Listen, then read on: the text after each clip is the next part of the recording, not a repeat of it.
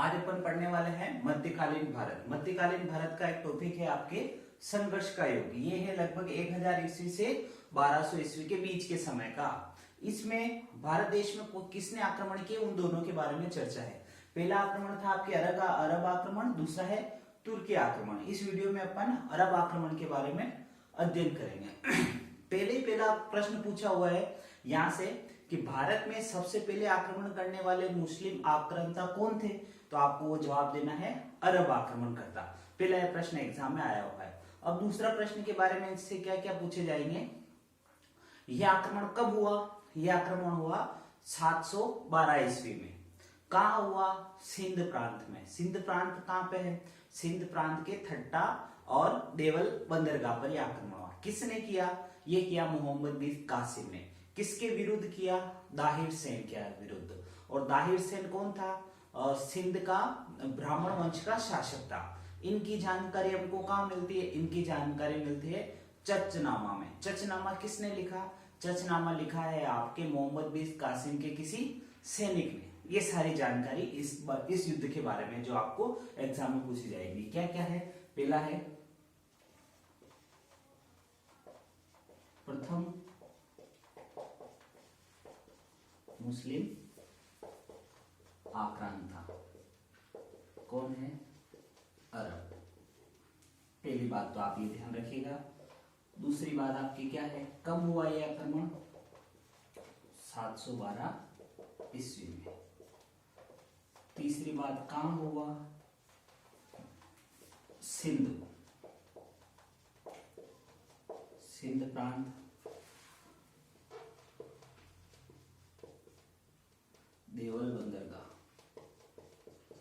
देवल बंदरगाह को जीता। ये आप ध्यान रखिएगा। किसने किया? इसका जवाब है आपके मोहम्मद बिन कासिम। पहला अरब आक्रमणकर्ता अपने भारत देश में कौन था? मोहम्मद बिन कासिम। किसके विरुद्ध किया है? किसके विरुद्ध किया है यह आक्रमण? यह आक्रमण किया है दाहिर कहां का शासक है? ब्राह्मण वंश का शासक है। ब्राह्मण वंश का शासक। यह आप ध्यान रखिएगा। इसकी जानकारी कहां मिलती है? जानकारी मिलती है आपके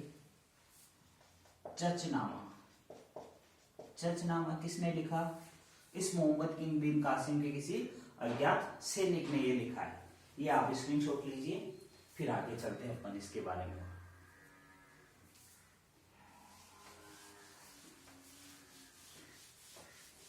चचनामा के बारे में मैं आपको और बता दूं। चचनामा का फारसी में अनुवाद किसने किया? मोहम्मद अली बिन अबू बुरकुकी, ये इसका पूरा नाम है। मैं लिखता हूं फारसी में चचनामा का फारसी में अनुवाद किसने किया? मोहम्मद अली बिन अबू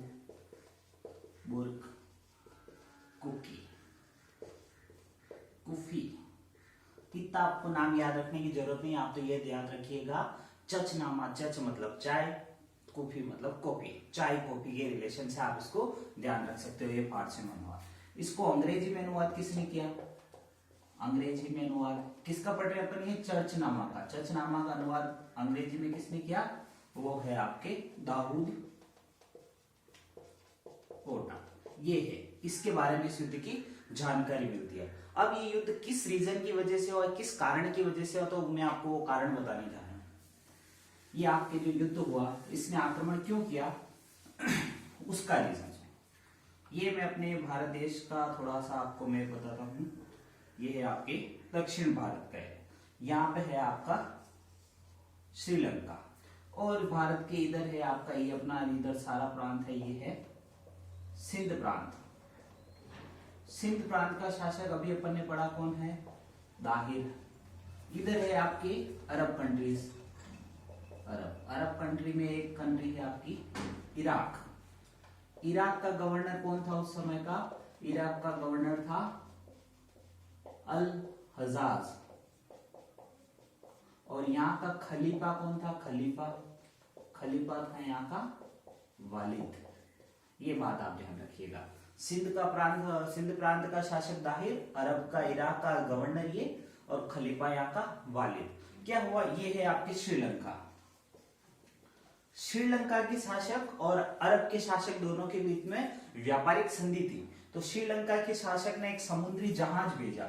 वो समुद्री जहाज जा रहा था अरब जाने से पहले क्या किया? सिंध प्रांत के कुछ लुटेरों ने इस जहाज को लूट लिया। जहाज को लूट लेने से क्या हुआ? जहाज को लूट लेने की पता चली खलीफा वालिद को कि अपना जहाज लूटा गया, सिंध के लुटेरों ने लूटा। तो इसने दाहिर सेन को आदेश दिया कि आप कुछ न कुछ इसके बारे में सैनिक कार्रवाई करिए जल्दी से जल्दी। दाहिर सेन ने मना कर दिया कि मेरे अधिकार क्षेत्र से बाहर है, मैं इसमें कार्रवाई नहीं कर सकता। तो इससे क्रोध में आकर इसने मोहम्मद बिन कासिम को सिंध प्रांत पर आक्रमण करने के लिए भेजा। और वही आक्रमण आपके रावर का युद्ध कहलाया। क्या कहलाया? रावर का युद्ध। ये इस रीजन से, और वही 1712 में जो भी अपन आक्रमण करे ना, पहला आक्रमण किसने किया? इस रीजन की वजह से हुआ। चलो आगे बात करते हैं। ये आप लिख सकते हो आराम से।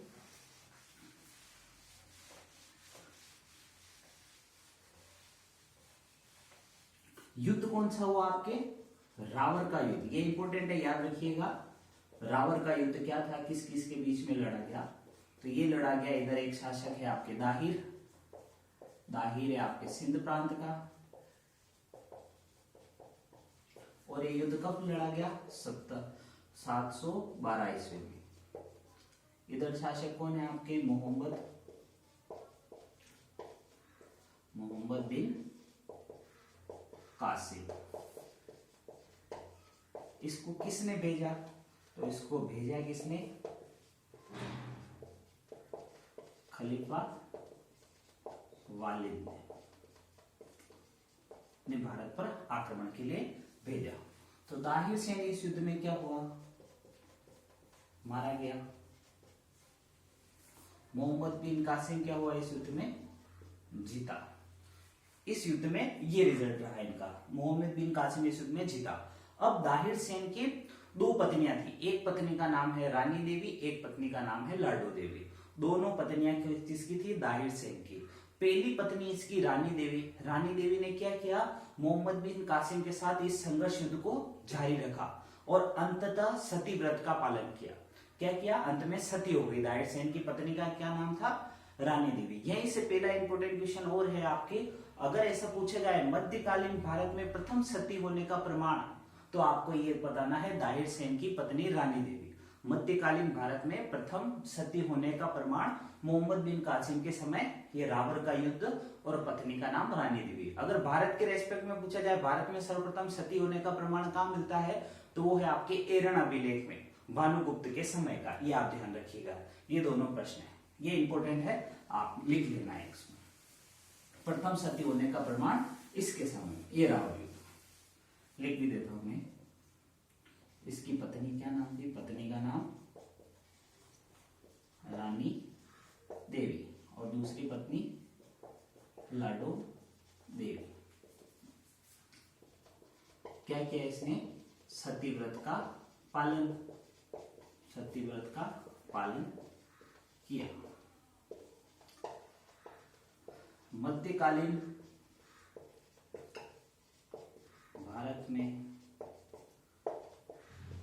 सर्वप्रथम सती होने का प्रमाण।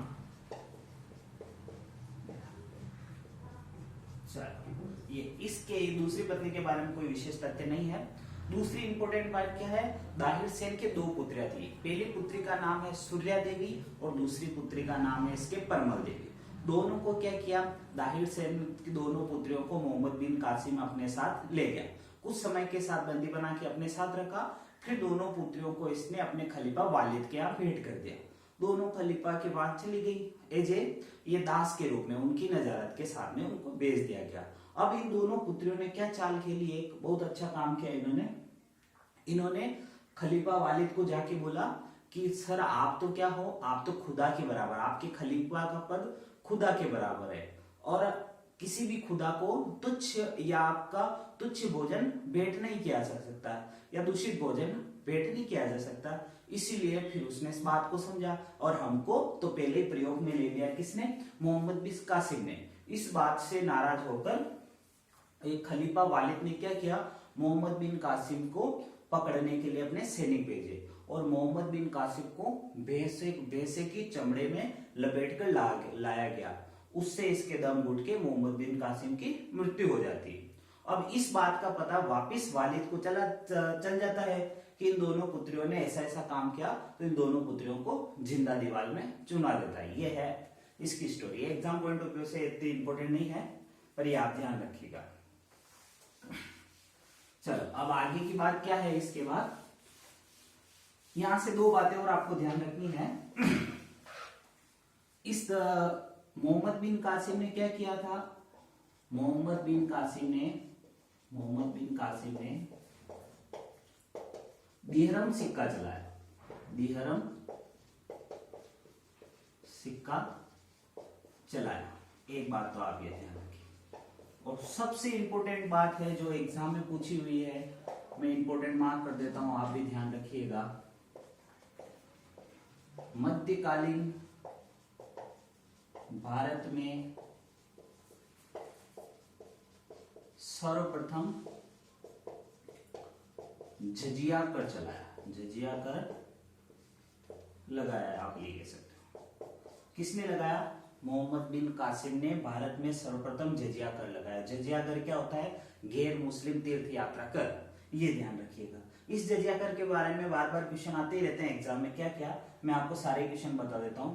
भारत में ऐसा प्रश्न आया, मध्यकालीन भारत में जजिया कर सर्वप्रथम किसने लगाया, मोहम्मद बिन कासिम ने। ठीक है। दूसरा प्रश्न पूछे, जजिया कर को स्थायी रूप से किसने लगाया, कुतुबुद्दीन ऐबक। जजिया कर को स्थायी रूप से किसने लगाया, कुतुबुद्दीन ऐबक। जजिया कर को समाप्त किसने किया, अकबर ने 1564 ईस्वी में। ठीक है। जजिया कर को समाप्त किसने किया, अकबर ने 1564 ईस्वी में।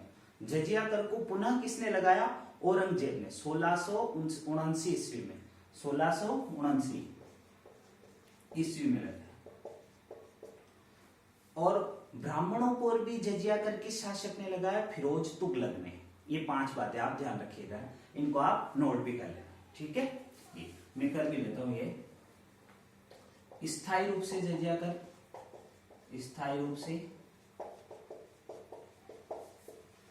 जजिया कर किसने लगाया, कुतुबुद्दीन ऐबक, कुतुबुद्दीन ऐबक। ये गुलाम वंश का संस्थापक है। जजिया कर को समाप्त किसने किया, जजिया कर समाप्त, जजिया कर समाप्त किया आपके सन 1564 ईस्वी में अकबर ने।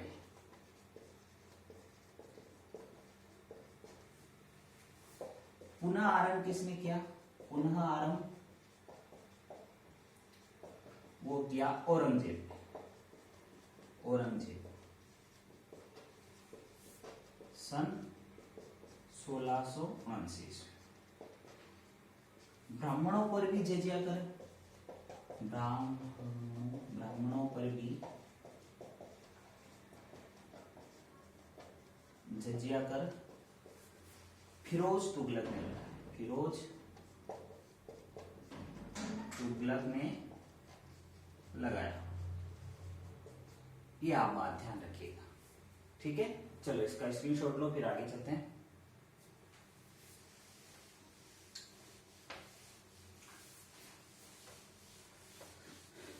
अगली और अंतिम बात क्या है, अंतिम बात यह है आपकी कि अरबों की भारत में क्या क्या देन रही।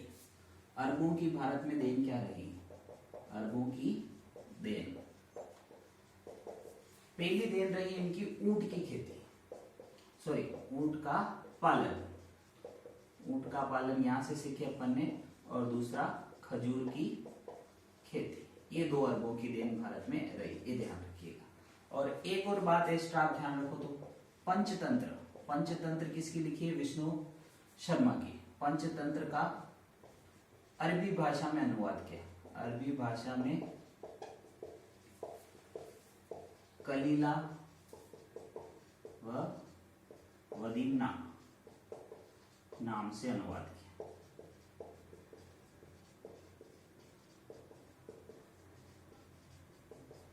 ये है आपके अरब का आक्रमण, यही था सबसे इंपॉर्टेंट आक्रमण जो आपको पढ़ना था। मैं वापस सारा एक बार रिवाइज कर देता हूं आपके लिए। सबसे पहला आक्रमणकर्ता आपसे पूछे तो अरब आक्रमणकर्ता था 712 ईस्वी में। कब हुआ? 712 कहां हुआ? सिंध प्रांत में। किसने किया? मोहम्मद बिन कासिम ने, मोहम्मद बिन कासिम ने किया।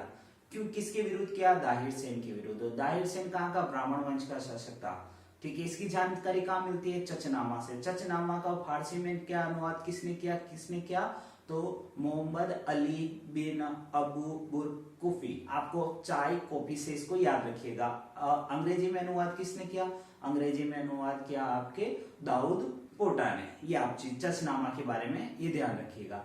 फिर अपन ने आगे पढ़ा, इसका रीजन क्या था, इसका आक्रमण करने का रीजन क्या था। इधर वो रीजन आप समझ गए, श्रीलंका से जहाज जा रहा था, श्रीलंका से जाने वाले जहाज को सिंध प्रांत के लुटेरों ने लूट लिया था।